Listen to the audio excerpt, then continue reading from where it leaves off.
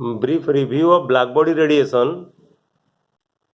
In the examination, you will get question like why did classical physics fail to explain blackbody radiation, or describe how classical physics fails to explain the spectral distribution of energy in blackbody radiation.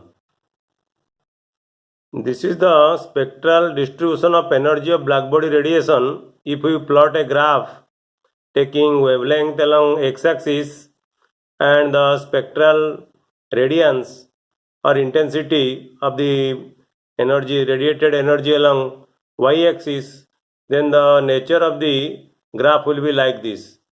This is the nature of the graph at 5000 degree Kelvin, and this is the nature of the graph at 4000 degree Kelvin, and this is the nature of the graph at 3000 degree Kelvin. So the spectral radiation, you see, it fall on three regions. From this to this, you have UV or ultraviolet region, and this is your visible region, and this is your infrared region. So only you can see the radiation in the visible region, and the UV and infrared region you cannot see. So the radiation possesses continuous spectrum of wavelength. You see the radiation at any temperature, it possesses continuous spectrum of wavelength like UV, visible and infrared. And the intensity of blackbody radiation depends on temperature. This is the intensity at maximum intensity at 5000 degree Kelvin, and this is the maximum intensity at 4000 degree Kelvin, and this is the maximum intensity at 3000 Kelvin. So this from this graph it is clear that the intensity of blackbody radiation depends on the temperature, and as the temperature decreases, the intensity decreases. Okay, the intensity decreases as the temperature of the blackbody radiation decreases, and the maximum value or the peak value of intensity moves to the longer wavelength. This is shorter wavelength, and here you have longer wavelength. So when the temperature is decreased, the peak of the the peak value that will shifted towards the longer wavelength region. And the spectral distribution of the blackbody radiation was explained by Wien and Rayleigh-Jean. So you should remember that blackbody radiation is the thermal electromagnetic radiation. The radiation possesses continuous spectrum of wavelength like ultraviolet, visible and infrared. The intensity of blackbody radiation depends on temperature. As the temperature decreases, the intensity decreases. The maximum value or the peak value of intensity moves to longer wavelength. The spectral distribution of blackbody radiation was explained by Wien and Rayleigh-Jean. Their explanation, which was based on classical physics or classical theory, could not explain the spectrum of blackbody radiation. According to Wien, lambda max into T, that is the temperature, is equal to constant. So when the temperature is increased, the peak value of intensity will be shifted to shorter wavelength. From this equation, lambda max, that will be proportional to 1 by T. So when the temperature will increase, the lambda max will decrease. That means the temperature, by increasing the temperature, the peak value of intensity will be shifted to shorter wavelength. As shown to you in this diagram, when the temperature is increased, you see 3000 Kelvin, 4000 Kelvin, 5000 Kelvin. That means when the temperature, you increase the temperature, what is happening? The peak value or lambda max, that is shifting towards the shorter wavelength.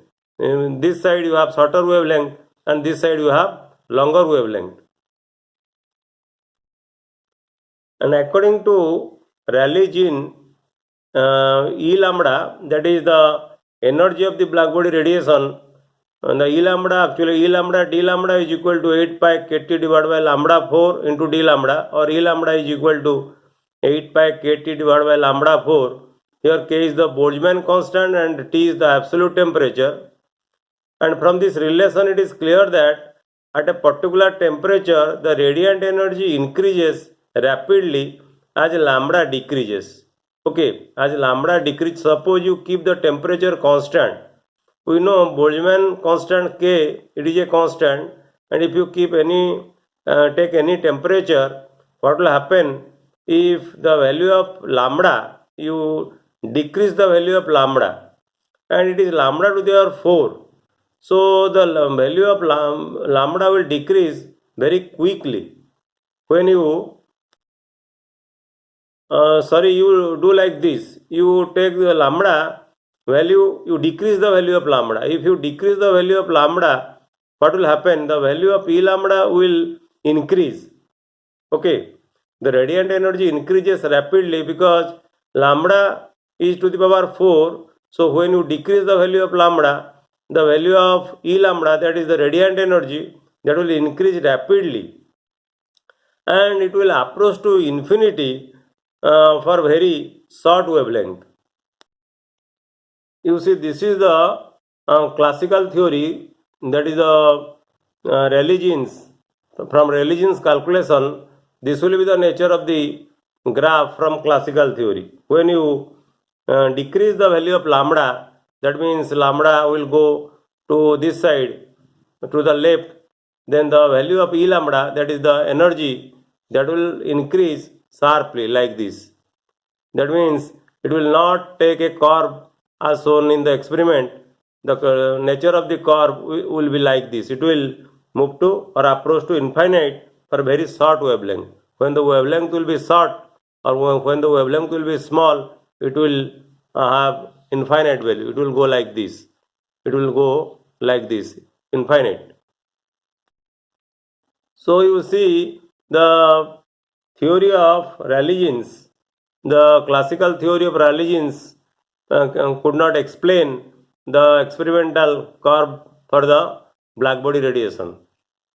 So Rayleigh-Jeans law could not explain the spectrum of blackbody radiation. So neither your Wien's law or Rayleigh-Jeans law could explain the spectrum of blackbody radiation. So Wien's formula agreed with experimental curve for short wavelength and Rayleigh-Jeans formula for long wavelength. These two theories, which were based upon classical concept, put an anomalous situation between theory and experiment. So Planck in 1901 proposed a new revolutionary hypothesis known as the theory of quanta, which easily explained the energy distribution curve of blackbody radiation. In the next video, we will discuss about Planck's law of blackbody radiation, how Planck's law is useful to explain the energy distribution curve of blackbody radiation. We also derive Wien's law from Planck's law, and we also derive Rayleigh-Jeans law from Planck's law. Thank you.